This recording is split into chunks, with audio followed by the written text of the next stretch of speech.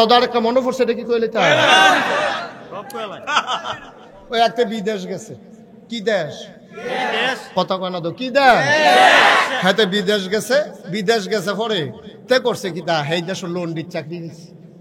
লন্ডিসি না, কাপড় ইস্তারি করে যেটা কি তা কয়।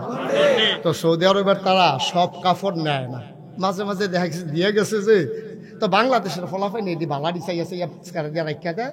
আইতের সময় 15-20টা বইটা লইয়া আগে তো আর কি টানবতে, গরিব মানুষ আইতে 15-20টা বড় বড় পাঞ্জাবি লই আইছে। যখন সুটকিসটা খুলছে, পাঞ্জাবি রেজনের সরাইয়া পড়ছে, তার বাহে একটা, তার বাইসাবে একটা, তার শুধু বঞ্জামাইয়া একটা, হগলে বিল্লা খালি বেরিয়ে বারে হগলে একটা গোটা খাওয়া দিয়া লাইছে। কালা একটা আসি, তার মায় কয় এটা দিয়ে বুর্খা বানাইলে আমি দিয়ে ভালো পাঞ্জাবি যার যে ভাগ হইয়া গেছে, একটি গিয়ে গিরুস্তি করে, হ্যাঁ তো একটা গাও দিয়ে গেছে বাজারও। তে হইলো গৃহস্থ, তে সুরা ফাতেহা পারে না, তে অজুর কয় ফরজ জানে না, গোসল কেমনে করণ লাগে শিখছে না। তে যখন বড় পাঞ্জাবি গাও দিয়ে গেছে, কপাল খারাপ, সেই দিন মসজিদের বাজার মসজিদের ইমাম সাহেব গেছে ছুটিতে। বাজার মসজিদের ইমাম সাহেব কই গেছে? ছুটিতে গেছে। পরে মুয়াজ্জিন সাহেব আজান দিয়া সেটা ইমাম বিচারতে আছে। মুয়াজ্জিন হইল এক দোকানদার, হ্যাঁ তো সুরাটা পারে না, আজানটা কোনো মতে শিখছে। এটাও হাই আল্লাহ চলে যে কয়, দাঁতের ফাঁহে দিয়া চলাটা বাড়ুই গিয়া। হ্যাঁ তো হইলো মুয়াজ্জিন আর ইমাম বিচারতে আছে। ইমাম শব্দ ছুটিতে গেছে, হেতে যে ডুহে তার চায় পাঞ্জাবি কাঠটা বড়, যে অজু করে দুহে পাঞ্জাবি চাইতেছে কাঠটা বড়, কারণ যার পাঞ্জাবি বড় আমরা তো সত্যি হইলো বড় হুজুর। এই চিন্তা করে সেটাতে যখন চাইতে আছে, ওই হেতে গিয়া ঢুকছে মসজিদ। কারাইডা ওই যে গৃহস্থ, হ্যাঁ তার ভাই পাঞ্জাবি গাও দিয়ে যখন ঢুকছে, তখন সকলে কয় আপনি হুজুর নামাজটা পড়। হ্যাঁ তার শরীরে একটা কাপ দিছে না, ইয়াটা মশা দিয়া লাইছে তার। হ্যাঁ তা পাঞ্জাবি গাও দিয়ে যে খাইছি তো এখন এত না না না না আমার ইমামতিক দিয়ার না। আরেক মুরব্বী কয় বড় হুজুর ইমামতিক যাইতো চায় না, দৈরা দে। বড় হুজুর ইমামতিক যাইতো চায় না, দৈরা গই দে। দুইজনে দৈরা নিয়ে ইমামতিক খেলা করাই দিছে। তে সুরা ফারে 2টা, আলহামদু সুরার পরে সুরা ফারে কয়টা? 2টা। একটা সুরা নাচ, সুরা ফালাক। এখন তে ফইলা কাতার ফইলা রাখা তো ফইলা লাইছে সুরা নাচ। সুরা নাচ ফইলা সেটা সেজদা দিয়া চিন্তা করতেছি কিতা করো, উঠটা কিতা পড়ো। তে টেনশনে শরীরটা গাম দিয়া লাইছে সেজদাতে আর উঠা। আর একটা নতুন নামাজ ইত্যা কয় কি তারে সুহে মহিদা রক্ত আইয়া পড়তাছে, ইমামের সেজদা ছাড়ে নাকি? সুহি দিয়া চাইয়া দেহে ইমাম নাই। হেতে ছিলেন যে কই বইয়া রইছ কোন আশায়, উঠটালাও ইমাম ভাগ্যা গেছে গা। মসজিদের সামনে দিয়া মেহরাবের হেগুল দিয়া ভাঙ্গা ছিল, হেতে হেগুল দিয়া বুচুরিয়া পড়ে গেছে। তো চিন্তা করছো উঠটা কিতা ফরা বেড়তে ভাগ্যা যে গিয়ে দিয়ে পারে। এখন তো সকলে উঠতেছে, ইমাম বিচারতেছে গিয়া দে হেতে মূলা কিনে গিয়া জিজ্ঞেস হুজুর আপনি একটা কাম করলেন, আপনি আমরা সেজদাত রেখা ভাগ্যাইয়া পড়ছেন, আমরা তুল্লা দিয়ে আইতেন, আপনি সেজদাত রেখা ভাগ্যা দিয়ে আইছেন। আমি তোমরা আমার পাঞ্জাবি দিকে নিশ্চয় গেতে রেখে আমার পাঞ্জাবি ভাইয়ের পাঞ্জাবি।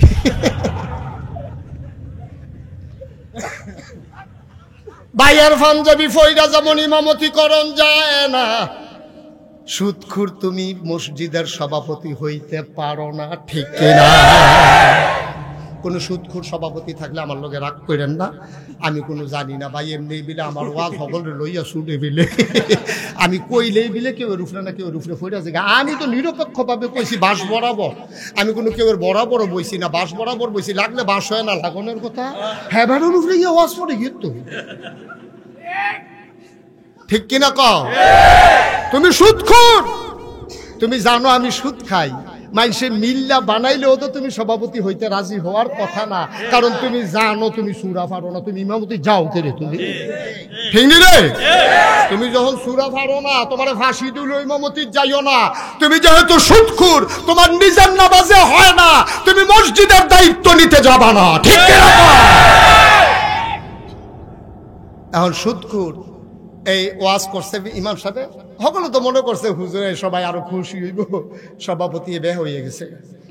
সভাপতি আগামী বৃহস্পতিবারে শুক্রবার আওয়ানের আগের দিন ফোন করে কইছে হুজুর ওই আমরা ইমাম চাইয়া লাইছি, আমরা নতুন ইমাম চাইয়া লাইছি, আপনার আওয়ান লাগতো না। হুজুরে মসজিদে যখন ফোনটা পাইছে, একটা আল্লাহ কইয়া চিল্লান দিছি, যদি আহাটা যদি খের কইরাত লাগতো লগে লগে আগুন ধরে গেল। কারণ হুজুরে বউয়েরা আশা দিয়া রাখছে, শাড়িটা ছিঁড়া গেছে গা। বউয়েরে কইছে আজ মাসের 28 তারিখ শুক্রবারে মসজিদে গেলে বেতনটা দিব। হুজুর আইতে আমি সরাইতে একটা ইয়া লইয়া আম, এই শাড়ি লইয়া আম, সুইটা কান্দা হাফ প্যান্ট বলে ছিঁড়া গেছে গেতান দিন। তো এবার বুঝ দিছে, আরে আমরা তোরার বয়সে আমরা ল্যাংড়ে আর সিটু আর কি আর হাফ প্যান্ট আচ্ছা আনা ভাইয়ার লেগে ফরক আনবো, সুইটার লেগে হাফ প্যান্ট আনবো, বউয়ের লেগে শাড়ি আনবো, আইতে দুগলা চাউল আনবো, সব নিয়ত টিয়ত কইরা বেড়ায় শুক্রবারে মসজিদে যাইবো, বৃহস্পতিবারে ফোন ডাইছে চাকরিটা নাই। আল্লাহর নবী কয় লা হিসাবা বাইনাহু ওয়া বাইনাল্লাহ, যার উপরে জুলুম করা হয়েছে তারে কয় মাজলুম। মাজলুমের মাঝে আল্লাহর মাঝে কোনো পর্দা নাই। ডাকটা দিতে দেরি, কবুল হইতে দেরি হয় না। এই জন্য অসহায়ের উপরে জুলুম করবেন না। আমরা দেশের তারা আর্মির লগে বাড়াগিরি দেখায় না, পুলিশের লগে বাড়াগিরি দেখায় না, আমরা তারা মেম্বার চেয়ারম্যানের লগে বেড়াগিরি দেখাইতে পারে না, বেড়াগিরি গিয়া দেখায় রিক্সাওয়ালার লগে। তুমি যদি এত বেড়া হইয়া থাহ, আর্মিরে ফিসি দিয়ে একটা ঘুষি দিয়া দৌড় দিয়া লাও না। তুমি যদি এত ডাট বেড়াও, চেয়ারম্যানের হোনাইয়া গম সুর কও না।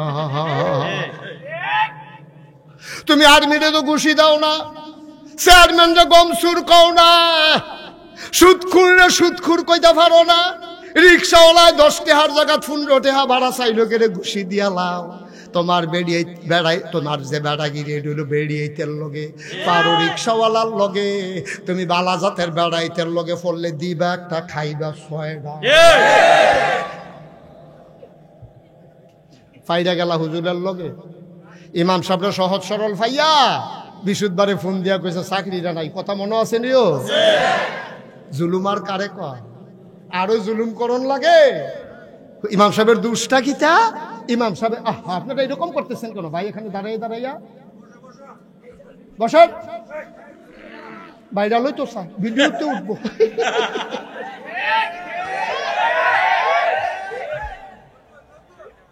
বস, লাড়া দিও না। ওই হে হুজুর আইসেনি রে?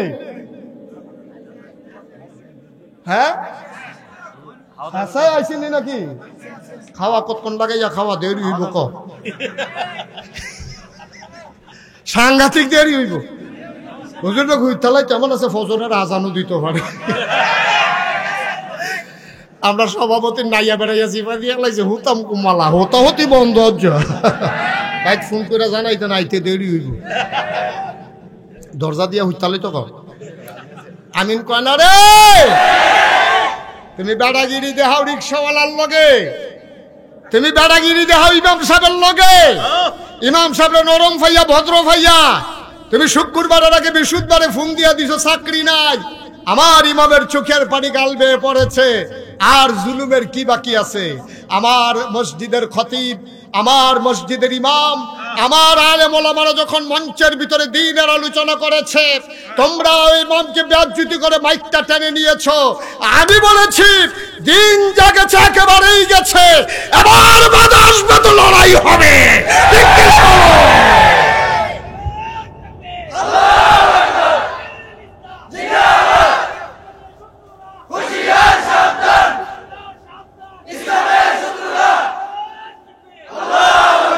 যেই দেশে 92% জন লোক মুসলমান, যেই দেশে হক্কানি পীর বাসায় এখানে ন্যাংটির বদলে লুঙ্গি পরা শিখিয়েছে, হরেরামের জায়গায় কলমা পড়তে শিখিয়েছে, শ্রীর জায়গায় মোহাম্মদ লিখতে শিখিয়েছে, টিকির বদলে টুপি পড়তে শিখিয়েছে, যেই দেশে ফজরের আজান শুনলে মুসলমানের ঘুম ভাঙে, এশার নামাজ পড়ে দুরূদ পড়তে পড়তে ঘুমোতে যায়, এই দেশে ওলামায়ে কেরাম আর মুসলমানদেরকে নিয়ে টিটকারি মস্কারা মারো, মনে রাখবা এই মুসলমান যা ইসলাম দিন টিকাই রাখার জন্যে, ইমান বাঁচাই রাখার জন্যে আমরা বিশ্বাস করি মামলা হবে, হামলা হবে, জেল জুলুম নির্যাতন হবে, প্রয়োজনে জীবন দেওয়া যাবে, ইমান দেওয়া যাবে না। রাজি আছো কিনা হাত তুলে দেখো।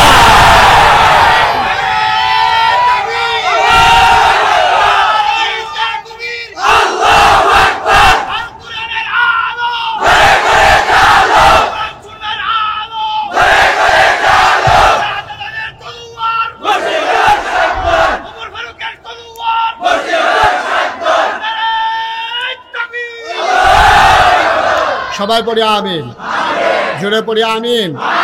তাহলে ইবাদত করব কার? চাইব কার কাছে? দিতে পারেন যিনি, তিনি কে? আল্লাহ বলছেন উদউনি আস্তাজিব লাকুম, বান্দা আমার কাছে চা, চাইতে দেরি আমি আল্লাহ দিতে দেরি করি না, ঠিক কি না কর? মুসলমান মন দিয়ে শুনো রে ভাই, আমরা নাম কাওয়াস্তে মুসলমান, আব্বা মুসলমান, আম্মা মুসলমান, জন্মসূত্রে আমরা মুসলমান। মুসলমান কারে কয়, ইসলাম কারে কয় আমরা বুঝি নাই। মুসলমান কারে কয় জিজ্ঞেস করো ফিলিস্তিনের মুসলমান রে। আমরা বুঝি নাই ইসলাম কারে কয়, মুসলমান কারে কয় বুঝি নাই। ওই কাশ্মীরের মুসলমানকে জিজ্ঞেস করে মুসলমান কারে কয়। ওয়াকফ বিল বাতিল করে আমার মসজিদগুলো আর মক্তবগুলোতে আগুন লাগিয়ে দেয়া হচ্ছে, ঠিক কিনা? পার্শ্ববর্তী ভারতে তোমরা মুসলমানের উপরে কি নির্যাতন করেছো তোমরা তো জানো। একদিন এর হিসাব হবে ইনশাআল্লাহ, করায় গন্ডায়, ঠিক কিনা কহ? কি অপরাধ তাদের? তাদের অন্যায়টা কি কাশ্মীরের মুসলমানের? কি অপরাধ ফিলিস্তিনের মুসলমানের? কি অপরাধ আরাকানের মুসলমানের? আমার উখিয়াতে 10 লক্ষাধিক আরাকানের মুসলমান আজকে মানবেতর জীবনযাপন করছে। নিজের জমিন থেকে ফিলিস্তিনের মানুষগুলোকে আজকে উৎখাত করে দেয়া হচ্ছে, রক্তে রঞ্জিত হচ্ছে ফিলিস্তিনের দুধু মরুভূমি। আমার মা, আমার বোন দর্শিতা হচ্ছে সেই কাফের বেদিনদের মাধ্যমে, ঠিক কিনা কহ? আমার ছোট্ট শিশুটা জন্মের আগে জানে না তার কি অপরাধ। ছোট্ট শিশুটা যখন তার খেলার বয়স, আর ওই বোমার আঘাতে তার দেহটা ছিন্ন ভিন্ন হয়ে গেছে, ঠিক কিনা বলো? অপরাধটা কি? কি অপরাধ তার? আল্লাহ কুরআনুল কারীমের 30 পারায় সূরা বুরুজের দেখি সুন্দর করে ওয়াজ করে দিলেন, ওয়ামা নাকামু মিনহুম ইল্লা আইয়ুমিনু বিল্লাহিল আজিজিল হামিদ। তোমাদের কোনো অপরাধ নাই, কোনো অপরাধ নাই তোমাদের। তোমাদের অপরাধ একটাই তোমাদের অপরাধ, তোমরা এক আল্লাহর উপরে ঈমান এনেছো, ঠিক কিনা? আমাদেরও তো অপরাধ একটাই অপরাধ। আমরা আলেমরা কার জমিনের ধান কেটে নিয়ে আসছি? আমরা কার দোকানের সম্পদ লুণ্ঠন করেছি? আমরা ওলামায়ে কেরাম বাংলাদেশে, আমরা তো এত বড় আলেম না। আমাদের বাংলাদেশের যারা আমরা ছোট ছোট আলেম, আমরা তো বড় বড় জবরদস্ত সাহাবাদের মতো মর্যাদা আমাদের নাই। তাবিন, তাবে তাবিন, উম্মাহাতুল মুমিনিন, আইম্মে মুজতাহিদিন, আইম্মে শরীয়ত, আইম্মে তরিকত, সালফে সালিহিন, উলামায়ে মুতাকাদ্দিমিন, মুতাআখিরিন যারা গত হয়ে গেছেন, তাদের তো মর্যাদার কাছেও আমরা নাই।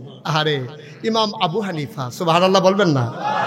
ওনারা আইসা ওনার ভক্ত মুরিদারা জিজ্ঞেস করে, আব্দুল কাদের জিলানী, ওনাকে আইসা ওনার ভক্ত মুরিদারা জিজ্ঞেস করতেছে, হুজুর আপনারা তো আমরা বড় পীর বলি।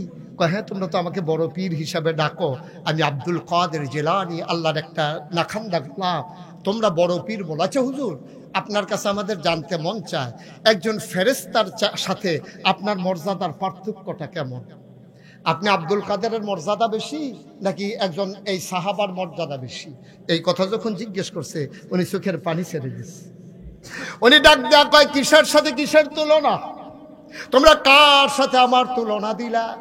কই সাহাবা, কই আমি, কিসের সাথে কিসের তুলনা?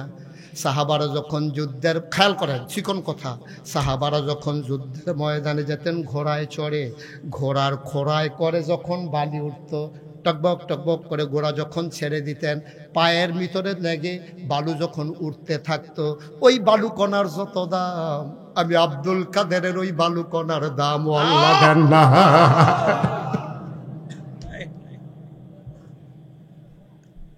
তোমরা যারা বড় পীর কও, তিনি নিজেই কয় সাহাবায় যুদ্ধের ময়দানে যেত, যে ঘোড়ায় চড়ে ঘোড়ার খোড়ায় উঠে যে বালু উঠতো, ওই বালু কণার দাম আমি আব্দুল কাদেরের নাই। ও মুসলমান, গভীর মনোযোগ, এমনই একজন দামি মানুষ, নাম হইল হযরত উমর। কম দাম না বেশি দাম? তিনি হইলেন, তিনি খলিফাতুল মুসলিমে। এটা কি করলেন ভাই?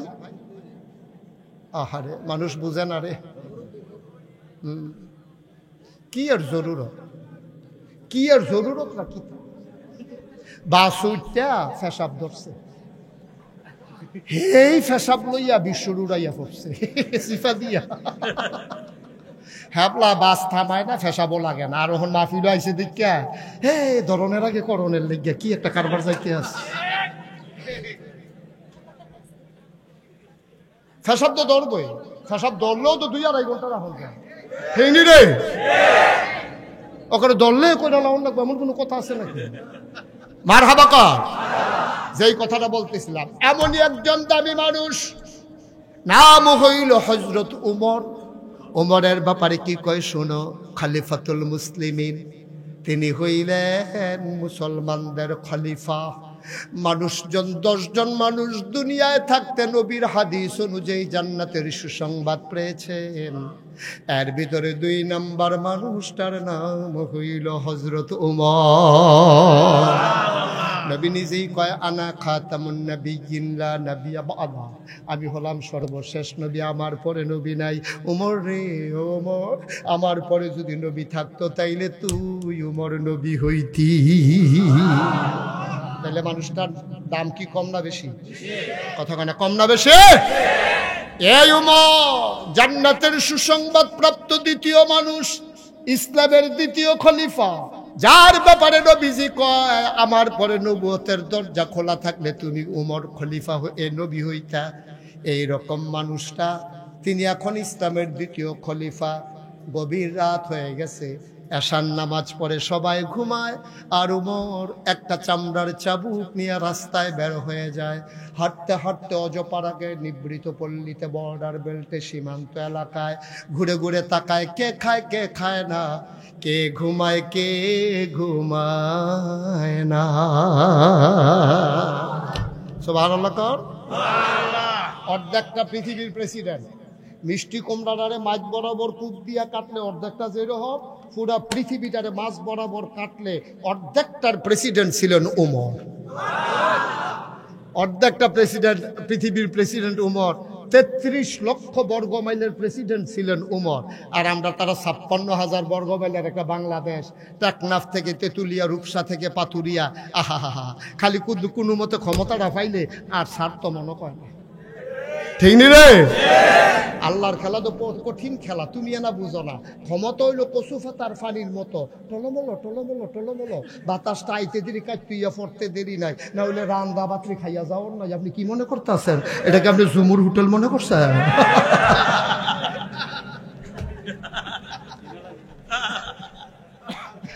কারবারটা কি জানি।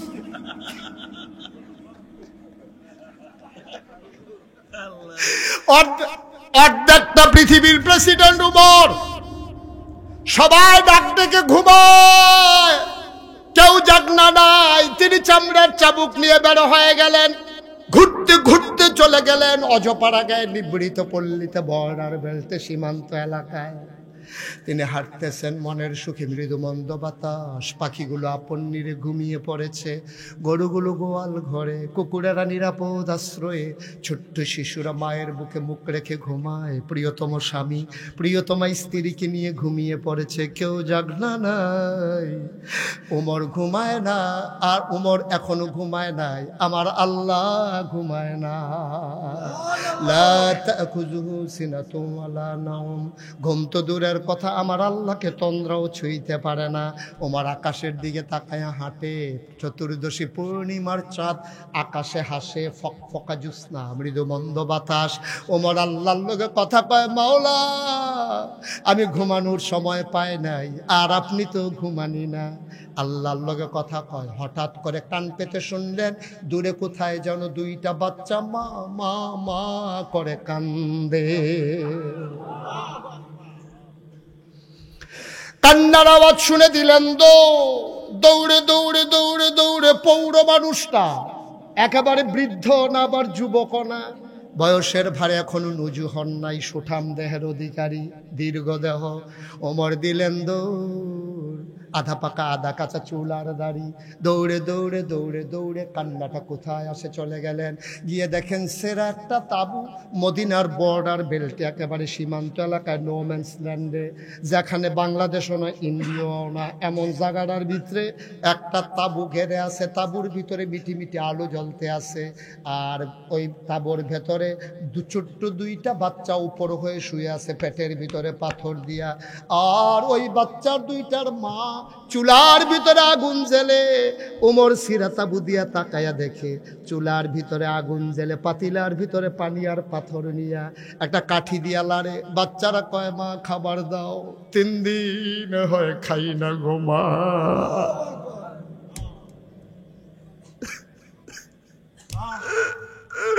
এতদিন কাফেরের দেশে ছিলাম, তুমি বলেছ কাফেরের দেশে খানা নাই, মুসলমানের দেশে কুত্তাও না খাইয়া থাকে না। সকালে ঢুকলাম মদিনায়, দুপুর গেল কেউ খবর নিল না, সন্ধ্যা ঘড়িয়ে এলো, সূর্য পশ্চিম আকাশে লুকিয়ে গেল, কেউ খবর নিল না। মাঝরাত পার হয়ে যায়, এখনো তো কেউ আসে না। কই তোমার মুসলমান, কই তোমার ইসলাম, কই তোমার মদিনা, কই তোমার খাবার গো আম্মা। এবার ওমর কান পেতে শুনতেছে বাচ্চাগুলা কি করে, আর মহিলারা পানির ভিতরে পাথর দুইটা দিয়া নাড়তেছে আর বলতেছে, বাবারা তোমরা ঘুমাই যাও, খাবার রেডি করতেছি, রেডি হয়ে গেলেই তোমাদেরকে ডেকে নেব। মা মনে করছে যদি ঘুমাই যায় সকালের আগে আর বিরক্ত করবে না, এই চিন্তায় মা চোখের পানি মুছে আর পাথর আর পানি লাড়তেছে। ওমর দেখে ফেলছে, দিলেন দৌড়, দৌড়তে দৌড়তে দৌড়তে দৌড়তে তিনি চলে আসলেন বাইতুল মাল, যেখানে যেখানে গোডাউন, সরকারি গোডাউনের দরজায় দাঁড়াইয়া দেখে যে দারোয়ান দাঁড়িয়ে আছে। ডাকলেন, খুলো দরজা। দরজা খুলে দেওয়া হলো, বলল বস্তায় আটা ঢুকাও। আটা ঢুকানো হলো, সবজি দেওয়া হলো, পাকা খেজুর দেওয়া হলো। ওমর বললেন, বস্তার মুখ বেঁধে দাও। বস্তার মুখ বেঁধে দেওয়া হলো। ওমর তাকাইয়া দেখে 2 জন লোক দাঁড়িয়ে আছে। ওমর কয়, এই তোমরা কারা? কয়, আমরা হইলাম এই রাষ্ট্রের কর্মচারী, আপনার কর্মচারী, রাষ্ট্রীয় কাজ আমরা করি। কয়, কেন এসেছো, কে ডেকেছে?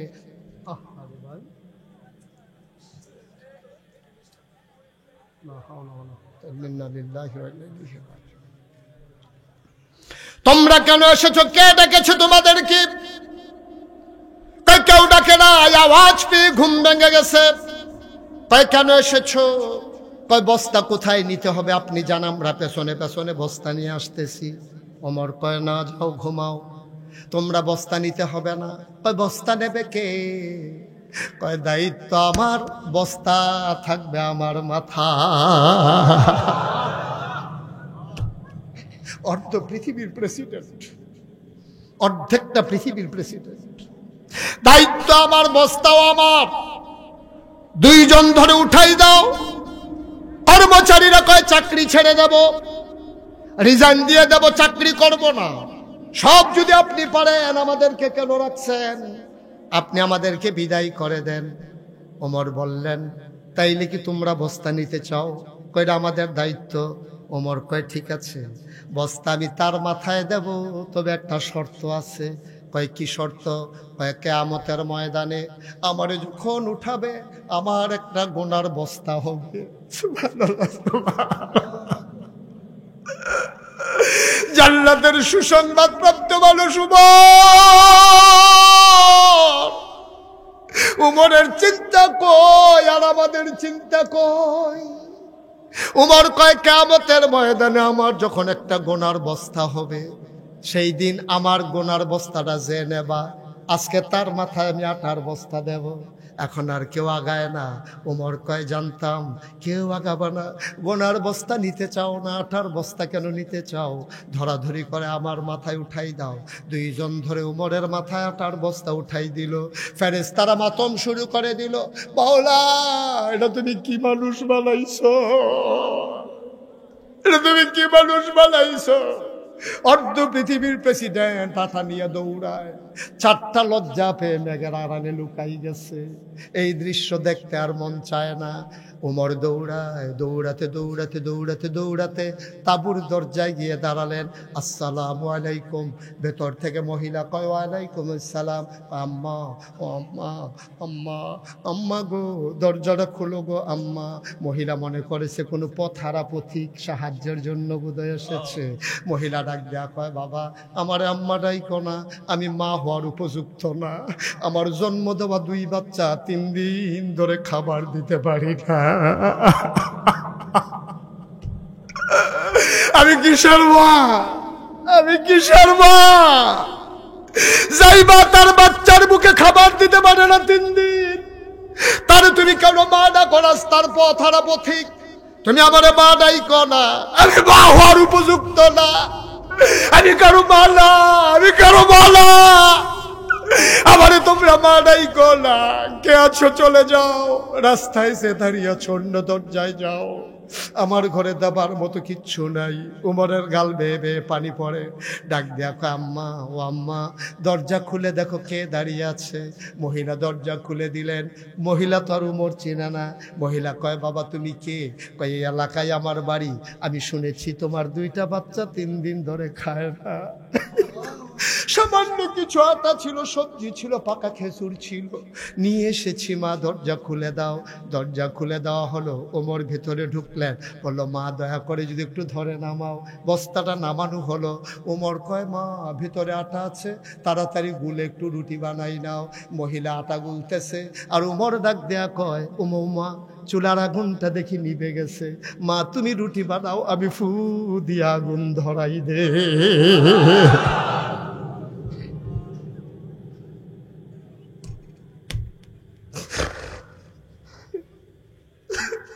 তুমি রুটি বানাও, আমি ফু দিয়ে আগুন ধরাই। মহিলা রুটি বানায়, আর অর্ধ পৃথিবীর প্রেসিডেন্ট ওমর ফু দিয়ে আগুন ধরায়। রুটি বানানো হয়ে গেল, ওমরের হাতে দেয়। ওমর খোলার ভিতরে দিয়া সেঁকতেছে। 2টা রুটি বানানো হয়ে গেল। ওমর ডাক দেখা, আম্মা, আম্মা, আম্মা গো, আমার ভাইয়েরা খায় নাই গো আম্মা, তুমি অনুমতি দিলে ডেকে উঠাই। কহ আমার বাবারা খায় নাই, একটু উঠাও, 2টা রুটি খাওয়াও। ওমর এবার বাচ্চাদেরকে উঠালেন। খেজুরের বিচিটা ফেলে খেজুরটা রুটির ভিতরে দিয়া ওমর বাচ্চাদের মুখের কাছে নেয়। ওমর কয়, আমার লোকমা যায় একটা, মুখ চলে আসে 2টা। আমি কুকুরকেও খাবার নিয়ে এমনি কাড়াকাড়ি করতে দেখি নাই।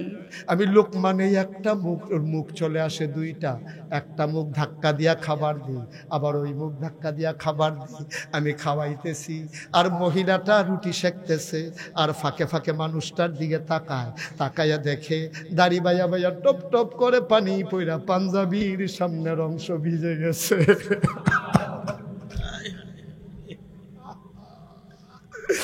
মহিলা ডাক দেখো, বাবা, ও বাবা তুমি কে আমি জানি না, আমি মদিনায় নতুন, তোমারে আমি চিনিও না। আমি শুনেছি উমর নাকি এখানকার খলিফা। তোমার মতো মানুষ থাকতে উমর আবার খলিফা হয় কেমনে? সুবহানাল্লাহ। তোমার মতো মানুষ থাকতে উমর খলিফা হয় কেমনে? মদিনার মানুষগুলা কি তোমারে চিনে না? আমি কালকে সকালবেলা বলবো উমরকে বাদ দিয়া যেন তোমারে খলিফা বানাই দেয়। উমর কয়, আম্মা এখন কথা থাক, এই কথা দরকার নেই, আপনি একটা রুটি খান। মহিলা কয়, বাবা আমার মুখ দিয়ে রুটি নামবে না, সকালবেলা বাচ্চারা আবার খাবারের জন্য কানবে। আমি বয়স্কা মহিলা, আমার তো খাবারের দরকার নাই, তুমি রেখে দাও রুটি 2টা, বাচ্চারা সকালে খাবে। উমর ডাক দেয়া কয়, মা, ও আম্মা, আম্মা গো, তুমি আর চিন্তা করো না, আমি যখন এসে পড়ছি, সকালের খাবারের চিন্তা তোমার দরকার নাই। উমরের সাথে আমার বড় খাতির গো আম্মা। উমরের সাথে আমার বড় খাতির, আমি যা বলি উমর তাই করে। আমার কথার বাইরে উমর একটা কাজও করে না। আগামীকালকে সকালবেলা মসজিদে নববীতে আসবা ফজরের পরে, সেখানে আসলে উমর থাকবে, আমিও থাকবো, আমরা সবাই মিলে তোমার জন্য মাসিক রেশনের ব্যবস্থা করে দেব। মহিলা ঘুমিয়ে পড়লেন, উমর চলে গেলেন। সারা রাত আর ঘুমাতে পারে নাই। কি দেখলাম, কি দেখলাম, কিয়ামতের ময়দানে কেমনে জবাব দেব রে। উমরের চোখে ঘুম আসে না। ফজরের পরে উমর বসে গেলেন মসজিদে নববীতে খলিফার আসনে। মহিলা দুইটা বাচ্চা নিয়া মসজিদে নববীর দরজায় দাঁড়াইয়া একজন মানুষকে জিজ্ঞেস করে, ভাই এই জায়গায় উমর কোনটা? ওই যে লম্বা মানুষটা মাঝে বসে আছে এইটাই উমর। মহিলা তাকাই দেখা আঙ্গুল দিয়া যারে দেখাইছে এই মানুষটা আর কেউ না, রাতের বেলা চুলার ভিতরে ফু দিয়া যে আগুন ধরাইছে।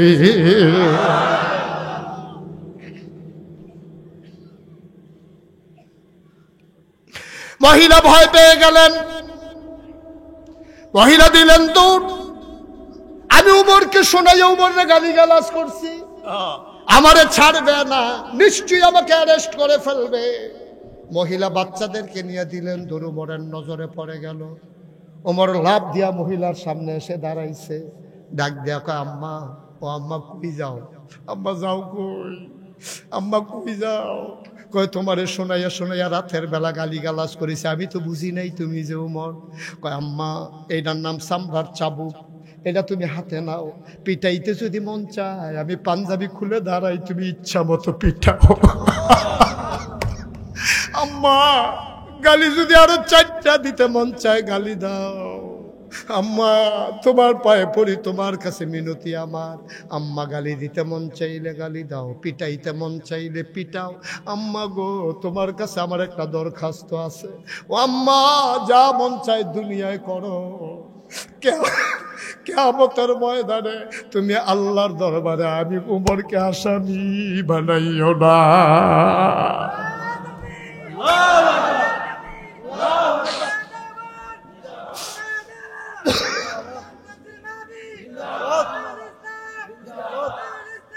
আম্মা, ও আম্মা,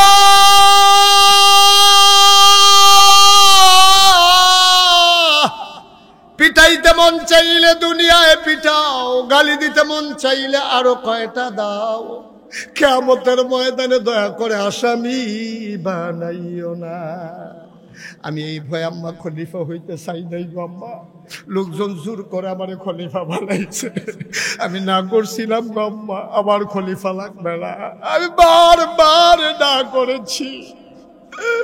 মদিনার মানুষগুলা শুনে না গো আম্মা, আমারে খলিফা বানাই দিছে জোর করে, আমি তো খলিফা হইতে চাই নাই। দয়া করে তুমি কিয়ামতের ময়দানে আমারে আসামি বানাইও না গো আম্মা। এবার মহিলা ডাক দেখ, মহিলাও কান্দে, উমরও কান্দে। ভাই, উমর যেমন একজন মানুষ, আমরাও তো মানুষ। আমাদের পাশের ঘরের কত মানুষ না খেয়ে ঘুমায়। আল্লাহর নবী কয়, তুমি যদি একটা রিক্সাওয়ালা গরিব মানুষ হও, কোনো কারণে যদি একটা মুরগি জবে করে থাকো, একটা ফার্মের মুরগা আনছো, তোমার ঘরে 8-10 জন মানুষ, একটা মুরগা তোমার ঘরে হয় না। নবীজি কই, ঝুল একটু বাড়াই দাও, টুকরা 2টা আলুর বাড়াই দাও। গোশত যদি দিতেও না পারো, পাশের ঘরে 2 টুকরা আলু আর একটু ঝুল পাঠাই দাও। আমরা উমরের মতো পারি না, কিন্তু আমার মতো তো আমি পারি, আপনার মতো তো আপনি পারেন, হুজুরের মতো হুজুর পারে। আমি কি 10 টাকা খরচ করার ক্ষমতা নাই? আপনি কি যখন মুরগাটা জব করেন আপনি পারেন না 2 টুকরা আলু আর একটু ঝুল বাড়াই দিতে? পাশের ঘরের মানুষটা, বাচ্চারা কান্দে, গোশতের সুবাস চলে গেছে পাশের ঘরে, বাচ্চারা কান্দে, আম্মা গোশত খাবো, গোশত খাবো। মা ভিক্ষা করে খায়, গোশত দেবে কোত্থেকে? মা সান্ত্বনা দিছে, সান্ত্বনা মানে না মারছে, কিন্তু তুমি একটু 2 টুকরা আলু আর একটু ঝুল পাঠাই দাও, তাহলে তো তোমার হক আদায় হয়ে যায়। সুবহানাল্লাহ বলবেন না? আমার এই যুবকেরা, কাটানিসারের যুব সংঘ যারা, আমি তাদেরকে বিনয়ের সাথে অনুরোধ করব, তালিকা করো এই কাটানিসার গ্রামে কতগুলো মানুষ অসহায় আছে, কার মেয়ের বিয়ে হয় না, তালিকা করো। কোন বাচ্চারা মাদ্রাসায় পড়তে পারে না, কাগজের অভাবে, বইয়ে কিতাবের অভাবে, তালিকা করো। পাঞ্জাবি বানাই দাও, কোরআন কিনে দাও, বক্তব্যে পাঠাই দাও। আমার যে অসহায় মা বাবা এই স্বামী মারা গেছে, মেয়েগুলা নিয়ে আটকে গেছে, বিয়ের ব্যবস্থা করে দাও, তাহলেই আমার যুবকেরা সত্যিকার হক আদায় করতে পারবে। ঠিক কিনা? কঠিন না, কঠিন কিচ্ছু না। যুবকের আজকে তালিকা করো, সন্ধ্যার পরে আজকে আগামীকালকে সকালবেলা তোমরা যখন মাহফিলের পর্যালোচনা বৈঠক করবে, তোমরা একটা তালিকা করো এই গ্রামে কতটা মানুষ আছে ভিক্ষা করে। আমরা কাটানিশার গ্রামের কোনো মানুষকে ভিক্ষা করতে দেব না, এটা ওন ডিসিশন, এটা আমাদের সিদ্ধান্ত। কাটানিশারের কোনো মানুষকে ভিক্ষা করতে দেব না। যেই মহিলাটা ভিক্ষা করে তাকে একটা ছাগল কিনে দাও, 2টা মুরগি কিনে দাও, অথবা একটা গাভী কিনে দাও। এই মহিলাটা ভিক্ষা করবে না, দুধ বিক্রি করে করে একদিন দেখবে এই মহিলাটাই আবার তোমাদেরকে সাদা দেওয়ার জন্য টাকা হয়ে যাবে। ঠিক কিনা? যুবকেরা, রাস্তা সরকার এখান দিয়ে হাঁটবে না। আমার কাটানিশারের যুবকেরা মিটিং করো, তালিকা করো, একদিন শুক্রবারে সকাল 9টায় সবাই মিলে কাটানিশার বাজারে কোদাল আর খাড়ি নিয়ে একসাথে হয়ে যাও, যে আমাদের গ্রামের ভিতরে যে ভাঙ্গা রাস্তাটা আছে আমরা এই পাশগুলো বেঁধে দেব। যারা নদীর এই বাড়ির পানি রাস্তার উপরে ছেড়ে দেয় তাদেরকে ডাকাইয়া বলে দাও বাড়ির এই রাস্তার নিচে দিয়ে যেন পাইপ দিয়ে দেয়, বাড়ির পানি নিয়ে রাস্তা ভাঙ্গার অধিকার কারো নাই। ঠিক কিনা? আমার দেশে যখন জমিনের কাজ দিয়া রাস্তা যায় তখন 3 ফার বান্ধা এটাতে পুকুর বানাইয়া চাষ করে। তুমি যদি পুকুর বানাইতেই হয়, রাস্তা তোমার পুকুরের পান না, রাস্তা সরকারি রাস্তা, তুমি আলাদা 2 হাত জায়গা রাস্তার সাথে বেঁধে নাও, গাছ লাগাও। তুমি রাস্তা ভাঙ্গা তোমার মাছের চাষ করার কোনো অধিকার নাই। আমার দেশের মানুষগুলো 3 পারে মাটি দেয় আর রাস্তার পারে একটা খাড়ি মাটিও দেয় না। ঠিক কিনা কম? সুতরাং এই কাজগুলো আমার যুবকেরা করতে হবে। মসজিদে যাওয়ার সময় আরেকবার গোয়াল ঘর তুললা রাস্তার দিকে সেনা সাইরা দিয়া বলে দিচ্ছে, আসেনি রে কারবা? তোমার গরুর সেনা যাওয়ানোর লেগে সরকারের রাস্তা বানাইছে। তোমার সেনা তুমি ক্ষেতের দিকে ছাড়ো, না হলে তোমরা ঘরের দিকে ছাড়ো, তুমি রাস্তার দিকে ছেড়া দিছো। আর মসজিদে মুসল্লিরা যাইতো গিয়া ফজরের টাইমে অন্ধকারের ভিতরে মুরব্বী বেড়ায় সেকেন্ড করে ভাড়া দিয়া এই আমাদের এই সেনা গাও লাগিয়া কি রজু পুরা গুসল ফরজ হইছে। এবার আর যদি কোনো কারণে নামাজ না হয়, এটার জন্য ওই গোয়াল ঘরের মালিক দায়ী। ঠিক কিনা? তুমি গরুর সেনা রাস্তায় ছাড়ছো কেন? আমার যুবকেরা তৈরি হও, এই দেশকে সাজাতে হবে, এই দেশকে রাঙাতে হবে। এই দেশ আমার দেশ, এই দেশ আমাদের দেশ, আমরা এই দেশকে সাজাবো ইনশাআল্লাহ। রাস্তা ভাঙতে দেব না, অসহায় মানুষকে সহার ব্যবস্থা করব, ভিক্ষা করা মানুষকে আমরা ভিক্ষা বন্ধ করে দেব। যেই বাচ্চারা পড়তে পারে না, এতিম বাচ্চা, তার লেখাপড়ার দায়িত্ব নেবে। এইরকম যারা বড় লোক আছেন গ্রামে, আপনি 5 জন মানুষের দায়িত্ব নেন। আমার যদি আরো 5টা ছেলে থাকতো আমি তো ঠিকই লেখাপড়া করাইতাম। আল্লাহ আমারে সম্পদ দিছ, আমি 5 জন এতিমের দায়িত্ব নিলাম। সে মানুষগুলা কোন? আমরা আসতাম দুনিয়া খাইতাম, খাইয়া তুষ করে আলা হোগিন নিবেদিন লিখে বিস্কুট আইছে, হেই বিস্কুট নাম পড়ছে আর মানে খাইয়া বইয়া দিচ্ছে। দুম্বার গুস্ত আইছে এতিমের লাগিয়া, হেই দুম্বার গুস্ত চেয়ারম্যান মেম্বার এমপি মন্ত্রী ভাগ করে নিয়া চর্বিওয়ালা গুস্ত খাইতে আছে। না দান কহানার এতিমের গুস্ত তুই খাচ্ছি, তোর গুস্ত খাইতে খাইতে খাইতে পারছা, তোর শরীর দিয়ে মোটা বানাই নিছ, থল তুললে গুস্ত দিয়ে খাইতে খাইতে তোর তুই খা, তুই এতিমের গুস্ত খাস কেন? ঠিক কিনা কও? দাঁড়া, নির্বাচনের আগে বাতাস এলে গাছ দই রেখে রুই থাকে। যেই মাত্র নির্বাচন আইয়ে দেখা যায় টাকা বানাইতে বানাইতে বানাইতে বানাইতে তাই 1 জন কাটলে এখন 10 জন বানান যাইব। ঠিক কিনা কও? কয় টাকা বেতন পায় একজন মন্ত্রী? কয় টাকা বেতন পায় একজন এমপি? কয় টাকা বেতন পায়? মালয়েশিয়ায় বাড়ি হয় কেমনে? 1000 কোটি টাকা তুমি পাচার করো কেমনে? টানালয় বেগম পাড়ায় তোমার সেকেন্ড হোম করো। আরামের হারামে আরাম নাই। ঠিক কিনা কও? হারামে কয় না তো হারামে আসলে কি আছে? এই যে টেহা বানাইছো অন্তে 1 গুণ, তার বউ 1 গুণ, সিটে সিটে আরেক গুণ, টেহা ফুটে রয়েছে আরেক খাম, সরকারে বিলে আবার হেই টেহা লই আইব খাইছে দর। ঠিক কিনা কও? এর চেয়ে অনেক ভালো আমার রিক্সাওয়ালা, এর চেয়ে আমার অনেক ভালো মুয়াজ্জিন, এর চাইতে আমার অনেক ভালো ইমাম। 5000 টাকা বেতন পায়, 5-6 জন সুইটটা সাইটটা লইয়া বউ বাচ্চা লইয়া কি আরামে সংসার করতে আছে। হুতলে মনে হয় যেন সেলু মেশিনটা হুজুরে স্টার্ট দিয়া লইছে, ঘুম জইতাছে রে গড়গড়ি গড়গড়ি দিয়া। আমার রিক্সাওয়ালা অনেক বালা, তুমি কোটি কোটি টাকা কামাইছো, ঘুমায় না তো তোমার ইঞ্জেকশন দিয়ে বেড়ায় ঘুম ফাতান যায় না। তুমি কম করছো, তুমি টেলিভিশনটা তুমি দপটাই লইছো, মাইয়ার এবারে লইয়া ফুটে যে গীতা লইসলা আর তুমি যখন কলা পাতা তুইটা রইছো যেই মায়া লাগছে আমার ঠিক রে মাথার তলে হাত দিয়া তে যেমনি ঘুমাই দিছে এতি কিতাবিলে ফাড়াই লাইছে হুজুরে কয় আমি নামরা হয় সভাপতি হুজুরে কইছি কিতাবিলে তার ফাড়াই লাইছে বিল্লাহ নামও তো কইতাম পারতাছি না কিতা ফাড়াইছে নাউজুবিল্লাহ কও আমার রিক্সাওয়ালা অনেক আরামে আছে না সারাদিন রিক্সা চালাইয়া গানতে গানতে যখন বাইতে গিয়ে বউয়ে দৌড় দিয়ে গিয়েছে আর শাড়িরা চল দিয়া গানটা মুচ্ছা দেয় তারে বয়াই রেখে গরম ভাতরা বাইরা দেয় লগে দিয়ে বইয়া বইয়া বাতাস করে কি শান্তি রে তে মুলার দ্বারা দিয়ে হুটকি দিয়া 6 প্লেট না 7 প্লেট খাইছে সুইরা লাইছে তে খাইয়া আবার বইছে ফিরা সারা নলাটা দিলে করে মারিত গিয়া লাগে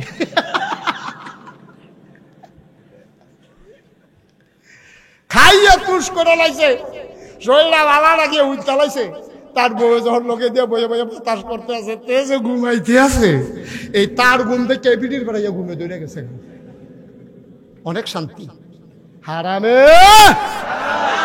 হালালের ভিতরে আরাম ওই রিক্সাওয়ালার কামাই হলো হালাল প্রতিটা টাকার ভিতরে তার রক্ত লেগে আছে ঠিক কিনা কও প্রতিটা টাকার ভিতরে তার রক্ত লেগে আছে হুজুরকে নিয়ে আসেন প্রতিটা টাকার ভিতরে তার রক্ত লেগে আছে সুতরাং আমার কাটানিশানের মুসলমান মনে রাখবে মুশতাক ফয়েজ যদি আর কোনোদিন না আসে তোমাদেরকে কোনোদিন যদি না ডাকে মনে রাখবা আমি এসেছিলাম কথা কয়টা বলে গেলাম অক্ষরে অক্ষরে পালন করে চলবা যদি জান্নাতে যেতে চাও ঠিক কিনা কও এমন একটা জিন্দেগি করো এমন একটা জিন্দেগি করো একদিন যখন তুমি মরে যাবা মসজিদের মিনার থেকে ঘোষণা আসবে কাটানিশার নিবাসী জনাব মোহাম্মদ এ আব্দুল করিম দুনিয়া থেকে বিদায় হয়েছে আব্দুল মালেক সাহেব দুনিয়াতে নাই রে মসজিদের মাইকে ঘোষণা দিছে আব্দুল মালেক ইন্তেকাল করছে হাজার হাজার মানুষ দৌড়াইয়া ওনাকে দেখার জন্য আসছে